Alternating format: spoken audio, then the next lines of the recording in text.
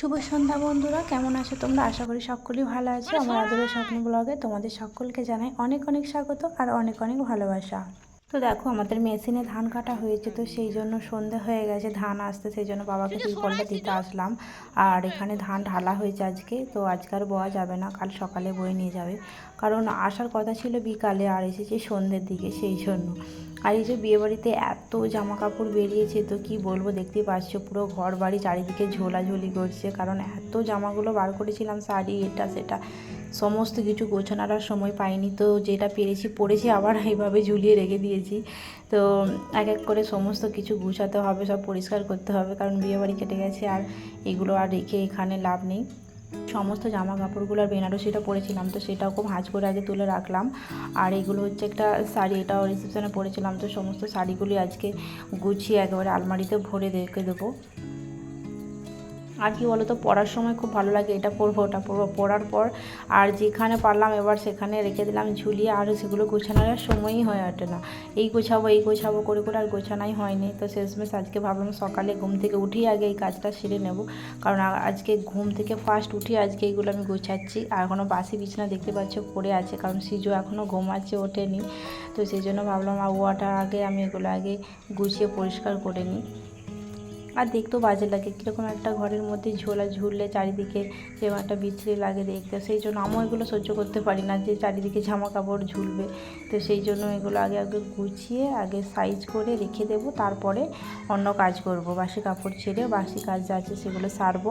তো সেইগুলো সমস্ত কিছু কমপ্লিট করে নিয়েছি, সমস্ত বাসি কাজ সেরে তারপরে চলে এলাম ছাদে। তো সেই ধান কালকে এসেছিলো, তো সেগুলোই আজকে সকালে ছাদে মিলে দিলাম, কারণ এত 3-4 দিন ধরে বৃষ্টি হয়েছে, তো রৌদ্র একদমই ওঠেনি, আর হচ্ছে ধানও সেভাবে শুকায়নি। তো ধানগুলো ভালোভাবে শুকানোর জন্য ছাদে মিলে দিয়েছি। আর বাবা বলে গেছে যে সবসময় 5-10 মিনিট ছাড়া ছাড়াই মিলবে, কারণ একবারই শুকনো করে নিতে হবে, কারণ রস আলো ভাব ছিল, ধানে রস ছিল, সেই জন্য আছে। কারণ ধান তো এমনি বৃষ্টির জলেতে ডুবে গিয়েছিল, তো সেই জন্য ধান একদমই শুকনো ছিল না, সেই জন্য একবারই ছাদেতে ভালো করে একে শুকাতে হবে, তাই ঘন ঘন আমাকে মিলতে বলে গেছে। তো আমি 5-10 মিনিট ছাড়া ছাড়াই ভালো করে মিলে দিচ্ছি, কারণ শুকানো ভালো, না হলে কলা ফুটে যাবে আবার। আর ওই যে ওই পাশে দেখতে পাচ্ছ টবগুলো, সিজুর বাবা যখন ছিল এখানে, তো তখন এই গাছগুলো বসে গিয়েছিল, এখনও গাছগুলো সেভাবে বড় হয়নি, তবে কুঁড়ি এখনও এই ছোট ছোট গাছে তো কুঁড়ি চলে এসেছে, কারণ এবার শীত পড়ে গেছে আর এবার ফুলের সময় হয়ে গেছে, তো সেই জন্য দেখছি যে ছোট ছোট গাছে তো ছোট ছোট কুঁড়ি চলে এসেছে। তো সেই দেখছি যে ভালোই লাগবে, নিশ্চয়ই ফুল ফুটবে এবার। আর সমস্ত কাজ কমপ্লিট করে নিয়েছি, নিয়ে রান্না বান্নার কাজে চলে আসলাম। আর সকালে মুড়ি খাওয়া হয়ে গেছে, তো সেই খাওয়া দাওয়া করে এসে মাছগুলো বাবা নিয়ে এসে মাছগুলো আগে ভেজে নিয়ে মাছের তরকারি করব আর ফুলকপির তরকারি করব। আর পলতা শাক এনেছিলো, তো পলতা শাক ভাজা করব, সেই জন্য মাছটাকে আজকে কষিয়ে নিলাম। আর রেসিপি তোমাদের সঙ্গে শেয়ার করছি না, কারণ সময় অনেক কম, তো সেই জন্য তাড়াতাড়ি করে রান্নাটা করে নিয়েছি। আর মাছের কষা করব। তো মশলা কষানো হয়ে গেছে, তো মশলা কষিয়ে এবার পরিমাণ মতো জল দিয়ে মাছটাকে ফুটিয়ে নামিয়ে নেব।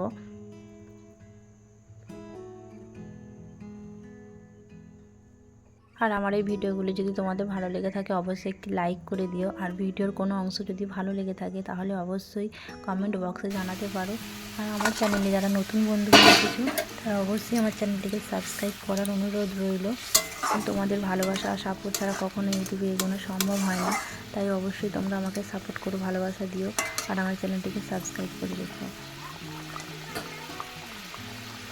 আর বাকি মাছগুলো ভেজে রেখে দিলাম, কালকে হবে।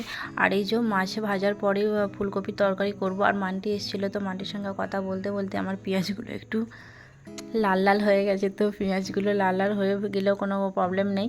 তো কষিয়ে নিয়েছি, মশলা কষানো হয়ে গেলে এবারে দিয়ে দেব ফুলকপি আলু ভাজা, যেটা ভেজে রেখেছিলাম, তো সেটা দিয়ে কষিয়ে ফুটিয়ে নামিয়ে নেব। আর এমনিতে আমরা ঝাল একটু বেশি খাই, সিজু অতটা ঝাল খায় না, কারণ আমরাও একটু বেশি ঝাল খাই, সেই জন্য একটু বেশি পরিমাণে ঝাল দিয়েছি, কারণ ফুলকপি তরকারিতে একটু ঝাল ঝাল না হলে বেশ খেতে অতটা ভালো হয় না, সেই জন্য আমি একটু কড়া করেই ঝাল দিয়েছিলাম। এখন তো বাজারে ফুলকপি সিজন চলেই এসেছে, তো এবার প্রত্যেকটা দিনই প্রায় ফুলকপি বাঁধাকপি এবার চলতেই থাকবে, কারণ এগুলো শীতের সবজি, এগুলো না খেলে হয়, তো সেই কারণেই সবসময় তো দেখি নিয়ে আসছে। এখন 2 দিন 3 দিন ছাড়া ছাড়াই ফুলকপি নিয়ে আসছে। তো আলু আর ফুলকপিটা ভেজে রেখেছিলাম, তো ওটাই দিয়ে দিলাম। ভেজে ভালো করে কষিয়ে নেব, কারণ ফুলকপি তরকারি অতটাও ঝোল ভালো নয়, একটু মাখা মাখা হবে আর ততটাই ভালো লাগবে। তো ভালো করে আগে মশলা দিয়ে ভালো করে কষিয়ে নেব, আর কষানো হয়ে গেলে পরিমাণ মতো জল আর লবণ দিয়ে সিদ্ধ করে নেব, আর যখন একটু মাখো মাখো হয়ে যাবে তখনই নামিয়ে নেব। অনেকটাই কষানো হয়ে গেছে, পরিমাণ মতো জল দিয়ে দেবো।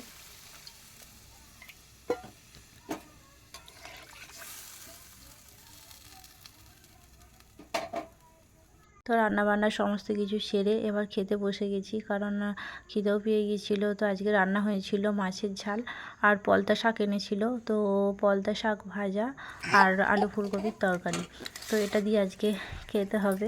আর এদিকে মাকেও দিয়ে দিয়েছি, বাবা তো বাড়িতে নেই, বাবা এখন খাবে না, রাত্রে খায়।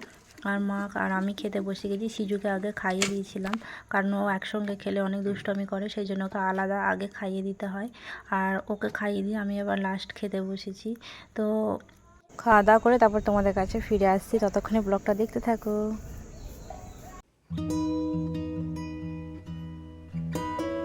তো আমরা যাব এক জায়গা, তো সেই কারণে মান্টি এসেছিলো, বললো কাকিমা একটু ভুরুটা শেভ করে দাও। তো আমার কাছে কোনো অকেশান হোক বা কালী পুজো হোক, কোনো বিয়েবাড়ি হোক, কোনো জায়গায় গেলে সবাই দেখি আমার কাছে আসে ভুরু শেভ করার জন্য। তো আমি ভুরু প্লাগ করতে পারি, মোটামুটি পারি, তো বিউটি পার্লারের মতো পারি না, যতটুকু পারি ঘরোয়া পদ্ধতিতে।